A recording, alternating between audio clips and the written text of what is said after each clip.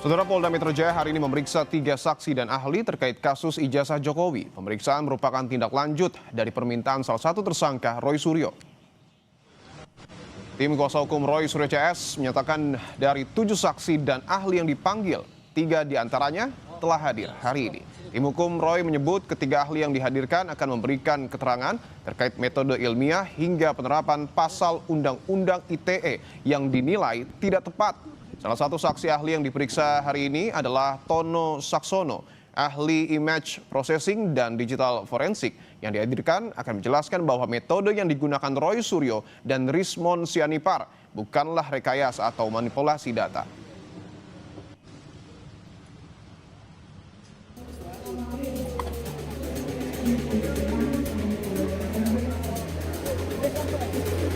Ya. Yang bagus, Pak Jokowi akhlaknya bagus.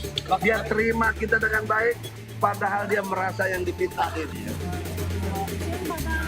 Datanglah di pengadilan dan saya sudah menyiapkan sekitar 1.000 pertanyaan untuk Anda. Tersangka dugaan fitnah ijazah Jokowi, Rismon Sianipar, menilai penghentian kasus untuk tersangka Egy Sujana dan Damai Hari Lubis sebagai sikap berhenti berjuang. Meski begitu, Rismon tegaskan dirinya bersama Roy dan Dr. Tifa akan melanjutkan upaya membuka fakta dugaan ijazah palsu Jokowi. Kami menganggap ya mereka sudah selesai sih. Kalau memang nggak kuat, pergi ke pinggir lapangan, biarkan kami yang melanjutkan perjuangan ini. Sebelumnya pada Jumat lalu sebelum berangkat ke Penang, Malaysia, Egy Sujana bersikukuh jika SP3 yang diterimanya bukan karena ia datang dan meminta maaf ke Jokowi. Menurut Egy, Jokowi yang memerintahkan penyidik untuk mengeluarkan SP3 bagi dirinya usai menjelaskan alasan status tersangkanya tidak sesuai prosedur. Egy juga bilang Jokowi memiliki akhlak yang bagus. Saya datang bukan untuk minta maaf. Itu saya sampaikan depan beliau. Kenapa? Karena saya tidak pantas ditersangkakan. Satu, saya advokat. Advokat itu punya undang-undang, namanya Undang-Undang tentang Advokat nomor 18 tahun 2003 pasal 16. Kedua, saya melapor lebih dulu. Tapi kenapa dilapor balik? Itu saya senang dengan kebaikan beliau luar biasa dalam akhlak ya, akhlak. Kalah saya. Nah, lalu yang saya menarik lagi, Bapak Jokowi yang terhormat, dia menyatakan saya harus bagaimana. Nah, disitulah baru ada RJ itu. Saya minta perintah Kapolri kepada Kapolda, Kapolda kepada Dirkrimum, cabut cekal saya dan SP3-kan saya. Dia langsung reaksi. Pak Sarip, ajudannya, panggil polisi. Nah, saya baru tahu di sana ada polisi, bukan saya didampingi polisi. Di sisi lain, upaya restoratif justice atas Egy dan Damai Lubis dinilai kubu Roy Suryo sebagai upaya Jokowi untuk menghindari kasus ijazah sampai ke pengadilan. Saya juga bingung, ya kan? Kenapa sekarang pengacara Jokowi maupun relawan Jokowi seolah-olah berselebrasi dengan adanya RJ ini, SP3 ini sekarang seperti memuja-muji DHL maupun Egy Sujana. Harusnya mereka kecewa dengan pengeluaran SP3 oleh Polda Metro Jaya itu karena menurut Pak Jokowi diselesaikan di pengadilan. Nah, supaya konsisten kita ingatkan Pak Joko Widodo ya, kalau sampai ini di pengadilan, datanglah di pengadilan dan saya sudah menyiapkan sekitar 1.000 pertanyaan untuk Anda. Sebelumnya di berbagai kesempatan, Jokowi kerap menantang kubu Roy CS untuk membuktikan tudingan ijazah palsu di pengadilan. Jokowi bahkan berjanji hanya akan membawa lengkap ijazahnya ke pengadilan. Dalam hukum acara, siapa yang menuduh itu yang harus membuktikan, yaitu yang saya tunggu itu coba dibuktikannya seperti apa. Dan itu akan lebih baik kalau pembuktiannya itu di pengadilan. Sehingga betul-betul akan kelihatan proses hukumnya, akan kelihatan adilnya, karena yang memutuskan adalah di pengadilan. Meski Polda Metro Jaya sudah hentikan perkara Egy Sujana dan Damai Lubis, perkara untuk Roy, Rismon, dan Tifa tetap berlanjut, yang kini sudah dilimpahkan ke kejaksaan. Kubu Roy bahkan menolak tawaran Damai dan meminta agar kasus ijazah Jokowi terus berproses hingga ke pengadilan. Tim Liputan Kompas TV. Lalu benarkah jalan damai antara Jokowi dengan Egy Sujana dan Damai Harilubis adalah upaya Jokowi menghindari penyelesaian kasus ijazah sampai ke pengadilan? Kita bahas bersama tersangka dugaan fitnah ijazah Jokowi, ada Bung Rismon Sianipar dan Ketua Umum Kami Jokowi Bung Rasman Nasution. Bung Rasman, selamat petang semua. Selamat petang. Oke. Bang Rasman. Siap. Bung Rismon, saya ingin langsung tanyakan ke Anda. Beberapa kali Anda menyebutkan bahwa SP3 yang diberikan kepada Egy dan Damai merupakan upaya Jokowi untuk menghindari kasus ini sampai ke pengadilan dan juga pembuktian. Sementara di sisi lain, perkara Anda sudah dilimpahkan ke kejaksaan. Tanggapan Anda? Ya, itu kan dari awal bisa kelihatan bahwa RRT ini menjadi sasaran dari Pak Jokowi, ya kan, diskriminasi. Dan selanjutnya ya inkonsistensi beliau, bagaimana beliau mengatakan ini akan diselesaikan di pengadilan dengan cara bermartabat untuk memulihkan nama baiknya, tetapi justru memberikan SP3. Dan para pengacara Jokowi juga mengatakan bahwa hal itu bukti kenegarawanan Joko Widodo. Kalau memang negarawan, ya seharusnya jangan dilaporkan semua, jangan diskriminasi, harusnya sejak awal tunjukkan saja, karena ijazah itu kan sudah dipakai untuk mendapatkan jabatan bahkan tertinggi di Republik ini, ya. Dan kejadian hari ini kami melawan, dalam arti begini, ya ada 5 ahli forensik digital yang dipanggil oleh Polda Metro Jaya untuk menuduh kami memanipulasi barang bukti digital. Oleh karena itu sekarang menjadi bagian kami untuk membawa hari ini 3, tetapi yang terkait dengan forensik digital adalah Profesor Tono Saksono tentang ITE, yaitu Profesor Henry Subiakto. Kami juga nanti akan minta Dr. Ridho Rahmadi, ada juga Dr. Ledi dan lainnya gitu. Jadi supaya fair, ya Polda Metro Jaya juga ya harusnya memberikan kesempatan 5 ahli kami, ahli ITE, para profesor dan doktor, sehingga didengarkan pendapatnya, dan itu dituliskan dalam BAP dan menjadi catatan dan perhatian untuk kejaksaan. Oke. Jadi tidak timpang. Bung Rismon, saya ingin tegaskan sekali lagi, ketika berkas Anda, Bung Roy dan Dr. Tifa sudah dilimpahkan kejaksaan, tidakkah ini mematahkan argumentasi Anda bahwa Jokowi berupaya menghindari pengadilan? Ya bisa jadi itu untuk mengancam kami supaya mengikuti jejak Egy Sujana dan Damai Harilubis kan. Ya anytime kan bisa. Pak Jokowi kan kelihatan ketika statement dari Bang Egy Sujana di rumah Jokowi, meminta Jokowi untuk memanggil, memerintahkan Kapolri, memerintahkan kepada Kapolda di Reskrimum. Di situ kan sudah ada relasi kuasa. Oke. Bahwa Bang Egy Sujana meminta kepada Jokowi, baik. berarti Bang Egy Sujana paham. Oke. Jokowi masih berkuasa atas kepolisian Republik Indonesia. Buktinya langsung dipanggil Kompol Sarip untuk memanggil yang ada di situ. Ternyata yang ada di situ itu Protadi dan Kombes Iman Manubruk yang sudah ada sebelumnya, sebelum kedatangan Bang Egy Sujana, begitu Bang. Baik, kami sudah menangkap poin Anda. Saya ingin ke Bung Rasman. Bung Rasman, apakah betul Pak Jokowi berupaya menghindari pengadilan, terlebih ketika pemberkasan Bung Rismon dan kawan-kawan dilimpahkan, ini merupakan sebuah ancaman? Bisa Pak, kemana juga nggak bisa pokoknya. Enggak lah.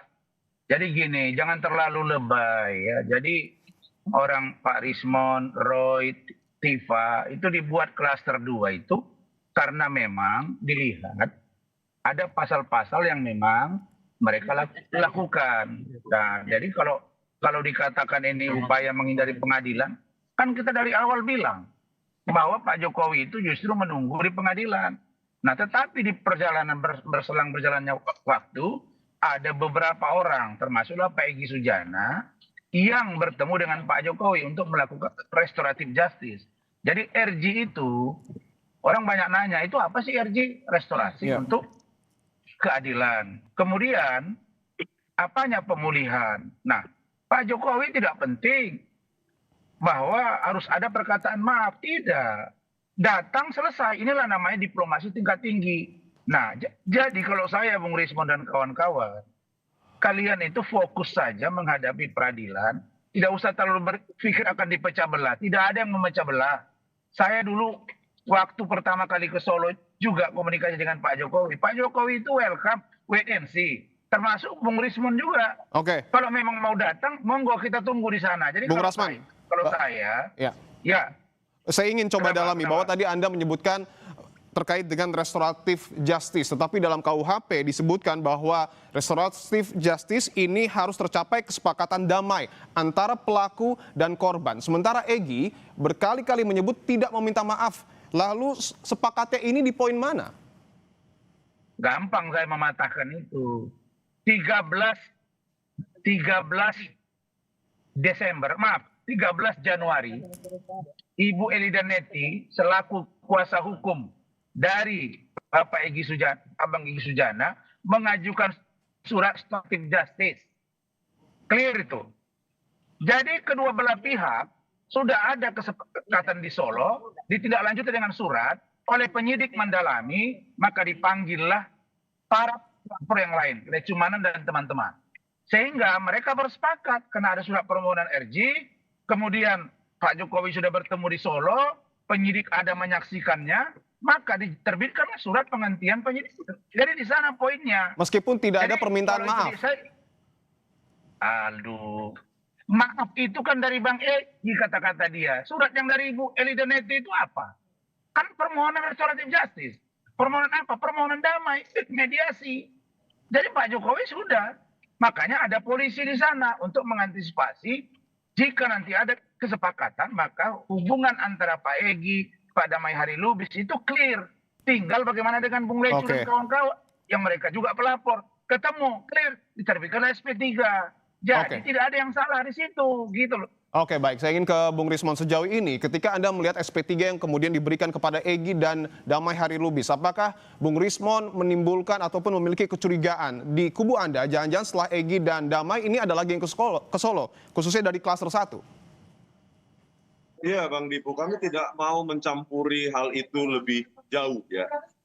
Cuma kami ingin mengatakan bahwa inisiator ini kan adalah Bang Egy Sujana. Ya, tanggal 15 April 2025. Kenapa justru dia egois hanya menyelamatkan dirinya dan DHL. Sementara kami 15 April 2025 ke UGM itu dipanggil sebagai ahli. Sebagai juga alumni UGM. Kenapa ternyata sekarang itu egois menyelamatkan dirinya sendiri. Sudah sampai cukup di situ saja. Makanya saya katakan kalau memang berhenti di sini silakan berada di pinggir lapangan. Jadi penonton, tidak lagi berkomentar, tidak lagi menjadi pemain. Jadi ada titik lemah sebenarnya yang perlu dipahami Bung Rismon. Saya sudah katakan berkali-kali, Bang Egy mengalami diskriminasi dalam penanganan klien oleh kuasa hukum kalian sendiri, Kozinudin. Dia melepaskan Bang Egy dari kliennya. Bagi Bang Egy itu menyakitkan. Itu jelas kan dari awal sudah saya bilang. Kemudian begitu juga dengan Damai Hari. Dia juga merasa ini tidak solid, yang mana TPUA, yang mana Kozinudin dan kawan-kawan. Nah, dari sini dia melihat ada dua diskriminasi. Satu, dia dilepaskan oleh Kozinudin. Yang kedua, ketika Abraham Samad akan diperiksa, rame-rame para tokoh mengatakan bahwa jangan kriminalisasi Abraham Samad. Artinya, di luar Abraham Samad boleh dikriminalisasi, kan tidak fair. Nah, ini sebenarnya kalau Bung Rismon ini cermat, sebenarnya kalian, mohon maaf, di dalam tim ini pun sudah tidak lagi satu pendapat dan masing-masing ingin berjalan dengan kemauannya. Jadi banyak hal yang membuat kalian itu tidak solid karena memang cara pengelolaan dalam sebuah perjuangan menghadapi seorang mantan presiden 10 tahun itu tidak gampang. Betul Bang Rismon bahwa kubu Anda ini disebut tidak solid oleh Bung Rasman. Oh enggak, ya saya tidak mau mengomentari hal sejauh itu, yang pasti kami solid. Cuma memang tentang kriminalisasi ya, kami juga mengalami kriminalisasi. Contoh, berkas sudah diajukan ke kejaksaan, padahal Polda Metro Jaya ya secara sepihak mengatakan buku Jokowi's White Paper itu tidak No. Diskriminasi yang saya sebut itu diskriminasi internal kalian. Iya. Silakan Bung Rismon. Mereka berjanji, pihak Polda Metro Jaya menjanjikan untuk memanggil ahli kami untuk didengarkan sehingga bisa mendapatkan perspektif yang berimbang tentang manipulasi barang bukti digital atau pengeditan. Belum diperiksa ahli kami, yang ahli mereka, ahli dari Polda Metro Jaya 5 orang, kami satu pun tidak diperiksa. Baru hari ini, ya justru secara terburu-buru Polda Metro Jaya sudah mengajukan itu ke kejaksaan. Itulah bentuk relasi kuasa itu. Ya, relasi kuasa, ada yang memerintahkan Polda Metro Jaya terbirit-birit mengajukan berkas tersebut ke kejaksaan. Padahal baru hari ini ahli kami diperiksa. Belum lagi 3 lagi. Jadi 5 lawan 5 ini ahli IT yang akan kita ajukan. Belum ini diperiksa, sudah dimajukan di kejaksaan. Masa opini hanya 5 orang dari ahli dari kepolisian langsung. Baik, benarkah Bung Rasman bahwa ada relasi kuasa terkait dengan pelimpahan berkas Bung Rismon ke kejaksaan? Iya, inilah terburu-burunya Polda. Begini, makanya Silakan Bung Rasman. Bung Rismon dan kawan-kawan ini mereka kan punya kuasa hukum ya. Makanya saya bilang, Khosinuddin itu kalau di mata saya pengacara kompor, tukang panas-panasin.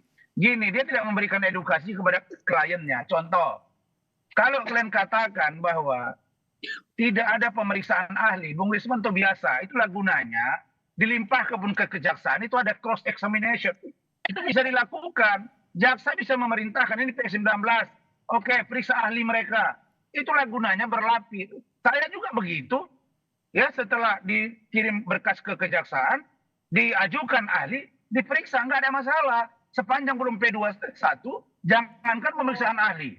Pemeriksaan untuk kalian datang saja ke Solo, lalu kemudian terjadi restoratif justice, itu dihentikan perkaranya. Selesai.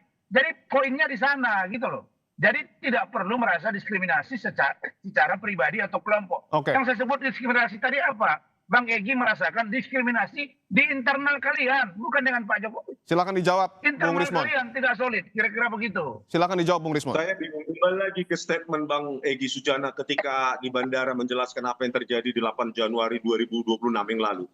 Ya, Bang Egy meminta kepada terlapor ya untuk memerintahkan Kapolri, Kapolda dan Direskrimum dan langsung dipanggil oleh ajudannya Kompol Syarif. Di situ indikasi yang sangat kuat bahwa ini kriminalisasi. Bagaimana mungkin terlapor warga biasa bisa memerintah Kapolri, Kapolda, Direskrimum? Di mana logikanya terlapor memerintah? Berarti ada indikasi bahwa ya penyerahan berkas kami ke kejaksaan juga atas perintah terlapor. Yang sehingga terburu-buru tanpa memeriksa ahli kami, ini pasal 12 tahun loh, 8 tahun. Perintah begini. Pasal 32 dan 35. Tunggu bentar Bang. Pasal 32 dan 35 diterapkan secara main-main dan sepihak, dan saya kira itu indikasi yang kuat pengaruh dari terlapor untuk secepatnya menangkap kami. Begitu Bang. Bung Rasman, mungkin ini bisa menjadi sekaligus closing statement untuk Anda. Apakah artinya SP3 ini menurut Anda bukan langkah Jokowi untuk berupaya menghindari pengadilan? Tidak, sama sekali saya garansi tidak. Saya bilang bahwa Bang Egy sudah saya ajak untuk ketemu Pak Jokowi. Beberapa hal yang teknis tidak disepakati. Pak Jokowi bilang oke, selesai, enough. Nah, yang saya mau katakan bahwa kalau sudah begini posisinya, maka persiapkanlah dokumen bahan yang kuat. Sebagaimana yang Bung Rismon bilang, ada 1000 pertanyaan buat Pak Jokowi. Saya pastikan Pak Jokowi pasti akan hadir di pengadilan karena dia korban. Dan melakukan pembuktian ijazahnya, Bung Rasman. Yes, iya.